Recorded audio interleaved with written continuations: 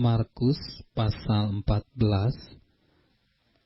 Hari Raya Paskah dan Hari Raya Roti Tidak Beragi akan mulai 2 hari lagi. Imam-imam kepala dan ahli-ahli Taurat mencari jalan untuk menangkap dan membunuh Yesus dengan tipu muslihat. Sebab mereka berkata, "Jangan pada waktu perayaan, supaya jangan timbul keributan di antara rakyat." Ketika Yesus berada di Betania, di rumah Simon si kusta, dan sedang duduk makan, datanglah seorang perempuan membawa suatu buli-buli pualam berisi minyak narwastu murni yang mahal harganya. Setelah dipecahkannya leher buli-buli itu, dicurahkannya minyak itu ke atas kepala Yesus. Ada orang yang menjadi gusar dan berkata seorang kepada yang lain, "Untuk apa pemborosan minyak narwastu ini? Sebab minyak ini dapat dijual 300 dinar lebih, dan uangnya dapat diberikan kepada orang-orang miskin." Lalu mereka memarahi perempuan itu. Tetapi Yesus berkata, "Biarkanlah dia. Mengapa kamu menyusahkan dia? Ia telah melakukan suatu perbuatan yang baik padaku. Karena orang-orang miskin selalu ada padamu, dan kamu dapat menolong mereka bila mana kamu menghendakinya. Tetapi aku tidak akan selalu bersama-sama kamu." Ia telah melakukan apa yang dapat dilakukannya. Tubuhku telah diminyakinya sebagai persiapan untuk penguburanku. Aku berkata kepadamu, sesungguhnya di mana saja Injil diberitakan di seluruh dunia, apa yang dilakukannya ini akan disebut juga untuk mengingat dia. Lalu pergilah Yudas Iskariot, salah seorang dari ke-12 murid itu, kepada imam-imam kepala dengan maksud untuk menyerahkan Yesus kepada mereka. Mereka sangat gembira waktu mendengarnya, dan mereka berjanji akan memberikan uang kepadanya. Kemudian ia mencari kesempatan yang baik untuk menyerahkan Yesus. Pada hari pertama dari Hari Raya Roti Tidak Beragi, pada waktu orang menyembelih domba Paskah, murid-murid Yesus berkata kepadanya, "Ke tempat mana engkau kehendaki kami pergi untuk mempersiapkan perjamuan Paskah bagimu?" Lalu ia menyuruh 2 orang muridnya dengan pesan, "Pergilah ke kota. Di sana kamu akan bertemu dengan seorang yang membawa kendi berisi air. Ikutilah dia, dan katakanlah kepada pemilik rumah yang dimasukinya, 'Pesan Guru, di manakah ruangan yang disediakan bagiku untuk makan Paskah bersama-sama dengan murid-muridku?' Lalu orang itu akan menunjukkan kamu sebuah ruangan atas yang besar, yang sudah lengkap dan tersedia. Disitulah kamu harus mempersiapkan perjamuan Paskah untuk kita. Maka berangkatlah kedua murid itu, dan setibanya di kota, didapati mereka semua seperti yang dikatakan Yesus kepada mereka. Lalu mereka mempersiapkan Paskah. Setelah hari malam, datanglah Yesus bersama-sama dengan ke-12 murid itu. Ketika mereka duduk di situ dan sedang makan, Yesus berkata, "Aku berkata kepadamu, sesungguhnya seorang di antara kamu akan menyerahkan aku, yaitu dia yang makan dengan aku." Maka sedihlah hati mereka, dan seorang demi seorang berkata kepadanya, "Bukan aku, ya Tuhan?" Ia menjawab, "Orang itu ialah salah seorang dari kamu yang 12 ini. Dia yang mencelupkan roti ke dalam satu pinggan dengan aku. Anak manusia memang akan pergi sesuai dengan yang ada tertulis tentang dia. Akan tetapi, celakalah orang yang olehnya Anak manusia itu diserahkan. Adalah lebih baik bagi orang itu sekiranya ia tidak dilahirkan." Dan ketika Yesus dan murid-muridnya sedang makan, Yesus mengambil roti, mengucap berkat, memecahkannya, lalu memberikannya kepada mereka dan berkata, "Ambillah, inilah tubuhku." Sesudah itu, ia mengambil cawan, mengucap syukur, lalu memberikannya kepada mereka, dan mereka semuanya minum dari cawan itu. Dan ia berkata kepada mereka, "Inilah darahku, darah perjanjian yang ditumpahkan bagi banyak orang. Aku berkata kepadamu, sesungguhnya aku tidak akan minum lagi hasil pokok anggur sampai pada hari aku meminumnya, yaitu yang baru dalam kerajaan Allah." Sesudah mereka menyanyikan nyanyian pujian, pergilah mereka ke Bukit Zaitun. Lalu Yesus berkata kepada mereka, "Kamu semua akan tergoncang imanmu, sebab ada tertulis, Aku akan memukul gembala dan domba-domba itu akan tercerai-berai. Akan tetapi, sesudah aku bangkit, aku akan mendahului kamu ke Galilea." Kata Petrus kepadanya, "Biarpun mereka semua tergoncang imannya, aku tidak."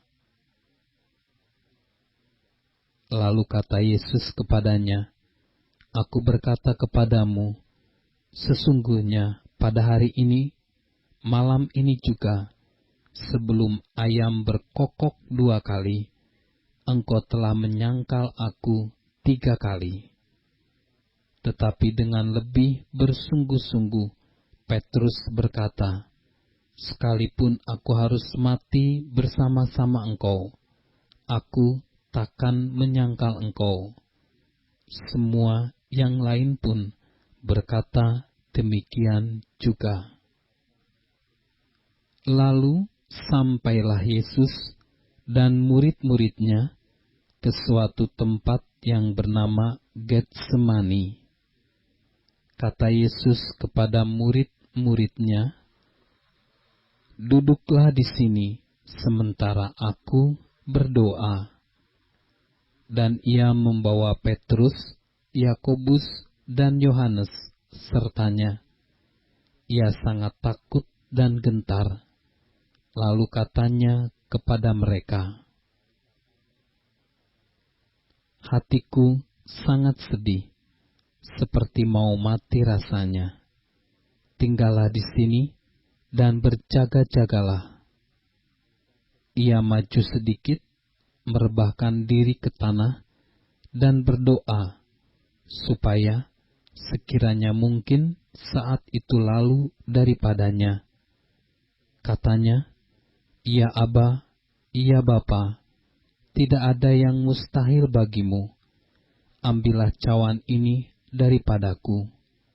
Tetapi, janganlah apa yang aku kehendaki, melainkan apa yang Engkau kehendaki."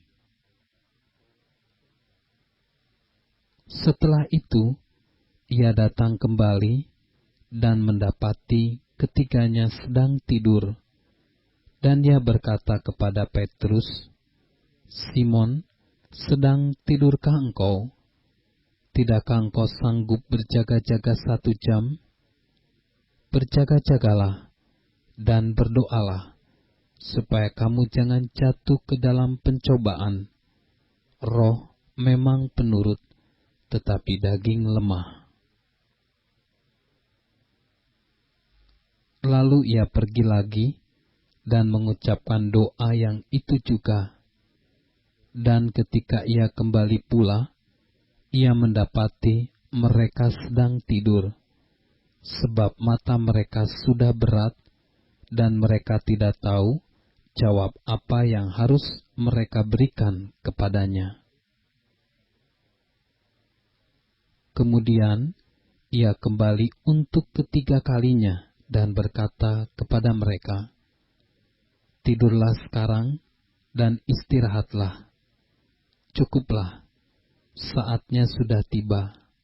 Lihat, Anak Manusia diserahkan ke tangan orang-orang berdosa. Bangunlah, marilah kita pergi. Dia yang menyerahkan aku sudah dekat."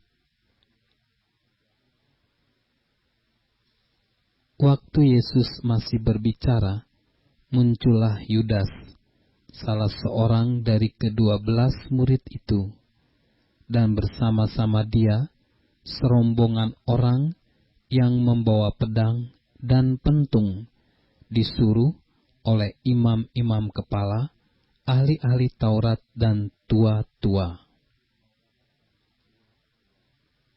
Orang yang menyerahkan dia telah memberitahukan tanda ini kepada mereka. "Orang yang akan kucium itulah dia. Tangkaplah dia dan bawalah dia dengan selamat." Dan ketika ia sampai di situ, ia segera maju mendapatkan Yesus dan berkata, "Rabi," lalu mencium dia. Maka mereka memegang Yesus dan menangkapnya. Salah seorang dari mereka yang ada di situ menghunus pedangnya, lalu menetakkannya kepada hamba imam besar, sehingga putus telinganya. Kata Yesus kepada mereka, "Sangkamu aku ini penyamun, maka kamu datang lengkap dengan pedang dan pentung untuk menangkap aku? Padahal tiap-tiap hari aku ada di tengah-tengah kamu, mengajar di bait Allah, dan kamu tidak menangkap aku. Tetapi haruslah digenapi yang tertulis dalam kitab suci." Lalu semua murid itu meninggalkan dia dan melarikan diri. Ada seorang muda yang pada waktu itu hanya memakai sehelai kain lenan untuk menutup badannya mengikuti dia. Mereka hendak menangkapnya, tetapi ia melepaskan kainnya dan lari dengan telanjang. Kemudian Yesus dibawa menghadap imam besar, lalu semua imam kepala, tua-tua dan ahli Taurat berkumpul di situ.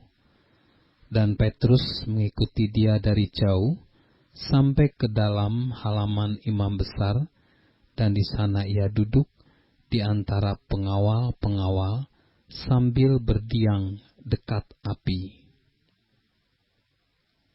Imam-imam kepala, malah seluruh mahkamah agama, mencari kesaksian terhadap Yesus, supaya ia dapat dihukum mati, tetapi mereka tidak memperolehnya. Banyak juga orang yang mengucapkan kesaksian palsu terhadap dia, tetapi kesaksian-kesaksian itu tidak sesuai yang satu dengan yang lain. Lalu beberapa orang naik saksi melawan dia dengan tuduhan palsu ini. Kami sudah mendengar orang ini berkata, "Aku akan merubuhkan bait suci buatan tangan manusia ini, dan dalam 3 hari akan kudirikan yang lain, yang bukan buatan tangan manusia." Dalam hal ini pun kesaksian mereka tidak sesuai yang satu dengan yang lain. Maka imam besar bangkit berdiri di tengah-tengah sidang dan bertanya kepada Yesus, katanya, "Tidakkah engkau memberi jawab atas tuduhan-tuduhan saksi-saksi ini terhadap engkau?" Tetapi ia tetap diam dan tidak menjawab apa-apa. Imam besar itu bertanya kepadanya sekali lagi, katanya, "Apakah engkau Mesias, anak dari yang terpuji?" Jawab Yesus, "Akulah dia." Dan kamu akan melihat Anak Manusia duduk di sebelah kanan Yang Maha Kuasa, dan datang di tengah-tengah awan-awan di langit. Maka imam besar itu mengoyakkan pakaiannya dan berkata, "Untuk apa kita perlu saksi lagi? Kamu sudah mendengar hujatnya terhadap Allah, bagaimana pendapat kamu?" Lalu dengan suara bulat mereka memutuskan bahwa dia harus dihukum mati. Lalu mulailah beberapa orang meludahi dia dan menutupi mukanya dan meninjunya sambil berkata kepadanya, "Hai Nabi, cobalah terka." Malah para pengawal pun memukul dia. Pada waktu itu, Petrus masih ada di bawah, di halaman. Lalu datanglah seorang hamba perempuan imam besar. Dan ketika perempuan itu melihat Petrus sedang berdiam, ia menatap mukanya dan berkata, "Engkau juga selalu bersama-sama dengan Yesus orang Nazaret itu." Tetapi ia menyangkalnya dan berkata, "Aku tidak tahu dan tidak mengerti apa yang engkau maksud." Lalu ia pergi ke serambi muka dan berkokoklah ayam. Ketika hamba perempuan itu melihat Petrus lagi, berkatalah ia pula kepada orang-orang yang ada di situ, "Orang ini adalah salah seorang dari mereka." Tetapi Petrus menyangkalnya pula. Tidak lama kemudian, orang-orang yang ada di situ berkata juga kepada Petrus, "Engkau ini pasti salah seorang dari mereka, apalagi engkau seorang Galilea." Maka mulailah Petrus mengutuk dan bersumpah, "Aku tidak kenal orang yang kamu sebut-sebut ini." Dan pada waktu itu berkokoklah ayam untuk kedua kalinya. Maka teringatlah Petrus bahwa Yesus telah berkata kepadanya, "Sebelum ayam berkokok 2 kali, engkau telah menyangkal aku 3 kali." Lalu menangislah ia terseduh-seduh.